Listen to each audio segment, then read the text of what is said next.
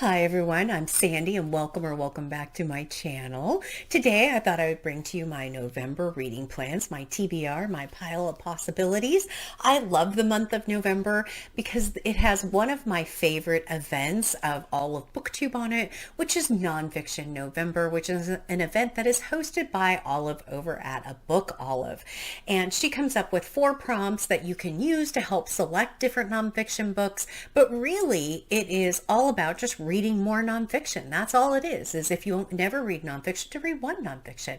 I read some nonfiction, definitely more towards the beginning of the year this year, because I ended up judging 2 rounds of the nonfiction for the BookTube prize, and then I got a little burnt out on nonfiction for a few months. So I'm excited to pick up nonfiction in the month of November, and I wasn't super successful about matching the prompts with all of my books. I tried, but it didn't really work out that well, mainly because I had already selected a bunch of books before the prompts came out. So I tried to shove them into the prompts where they could, but I definitely have one that didn't quite fit one prompt that I couldn't quite make any books work for. It's a long explanation. And then of course I'm going to switch and talk about my fiction books first. What do I have that I will be reading for fiction in the month of November? For that, I will start with my book club pick, which is North and South by Elizabeth Gaskell. I have only read one other Gaskell book, and it was good, but it was a little slower. This book is over 400 pages long, and let me tell you, that font is not big. So it is a bit concerning. I'm hoping to be able to make it through this one fairly early in the month. But yeah, North and South by Elizabeth Gaskell. I will leave my book club linked in the description below for you, the Discord linked for you, so you can go and take a look at that if you would like, but very excited about reading North and South.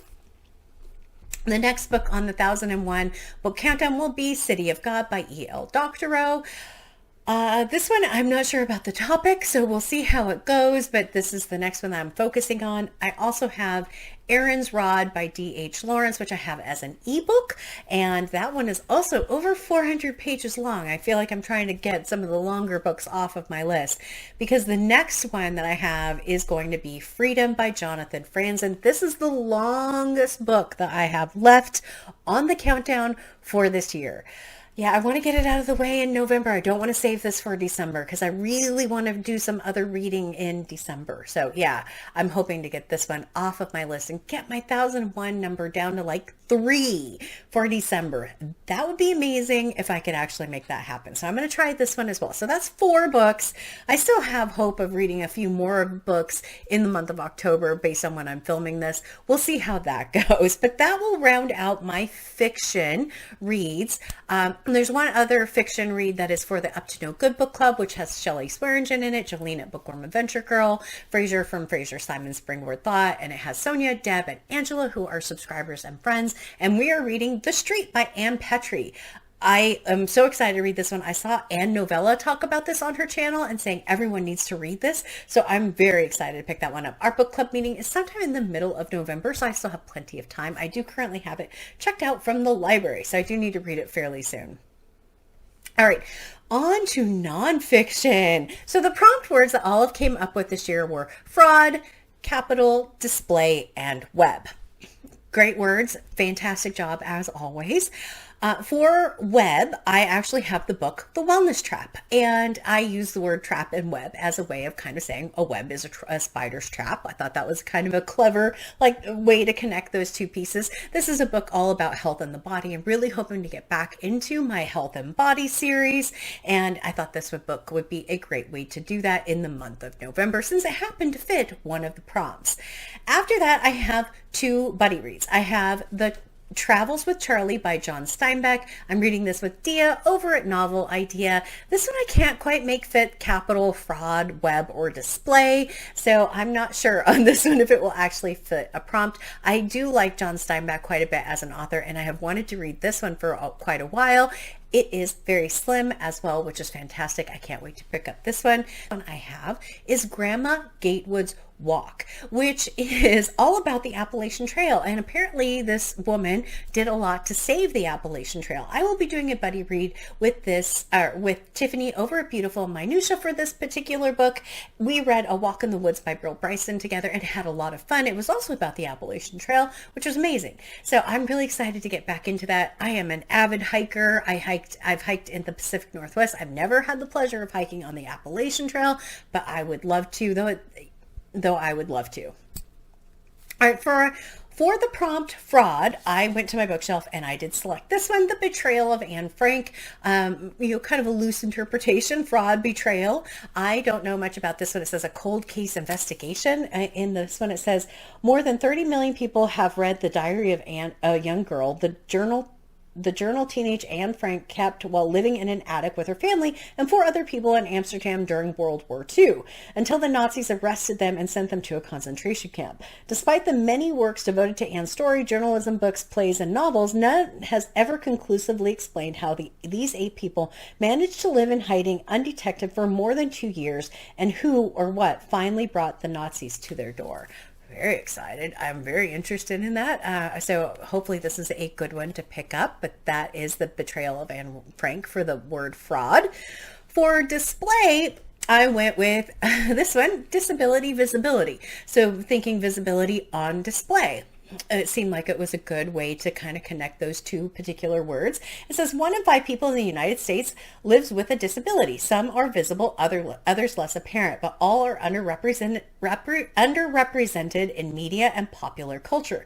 Now, just in time for the 30th anniversary of the Americans with Disabilities Act, activist Alice Wong brings together this urgent, galvanizing collection of contemporary essays by disabled people. Wow, that sounds amazing, actually. I'm not a huge fan of like short stories or essays, but I am very interested in this particular topic. I think it's going to be excellent. And I've heard nothing but amazing things about this particular one. First-person stories from the 21st century. Very, very topical for today as well. So excited about reading this one. And then I couldn't find anything for Capital. I have 2 more books, which are my subscriber favorite books, which I have saved for the month of November, knowing that this was coming, Nonfiction November. The first one is The Boys in the Boat. This was a recommendation by my friend Dia over at Novel Idea, and I have been wanting to read this one. I think it was on my TBR last year and I didn't quite make it. So yeah, I'm very interested in reading this one. I don't think it fits Capital in any way, shape, or form, but that is the one of the subscriber favorite ones. And the other subscriber favorite one that I am picking up in November is this one, How the Word is Passed by Clint Smith. And this one was a recommendation by my friend Heidi over at My Reading Life. And this one, it says, A Reckoning with the History of Slavery Across America. Sounds really interesting. Beginning in his hometown of New Orleans, Clint Smith leads the reader on an unforgettable tour of monuments and landmarks. Those that are honest about the past and those that are not, that offer an intergenerational story of how slavery has been central in shaping our nation's collective history and memory. I mean, I guess you could kind of say a little bit with that about Capital, maybe. But How the Word is Passed by Clint Smith. So, I mean, that's a pretty robust TBR in November, with several nonfiction books, which I am super excited about reading. I mean, that's a good nonfiction TBR, and several books on my 1001 list for the month of November. I'm really hoping to get, like I said, that number down to a much lower number, my numbers that I have left for 2023, because I'm hosting a reread event in December, and I really want to spend a lot of time digging into some of my favorite books.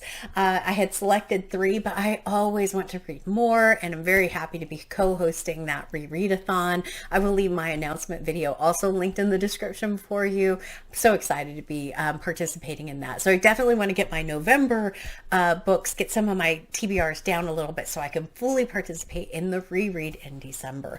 What are you reading for nonfiction November? I would love to hear that in the comments, and if you don't feel comfortable leaving a comment, you can just leave me a pumpkin emoji. I would love that as well. But as always, like, comment, and subscribe. And until next time, everyone, thanks. Bye.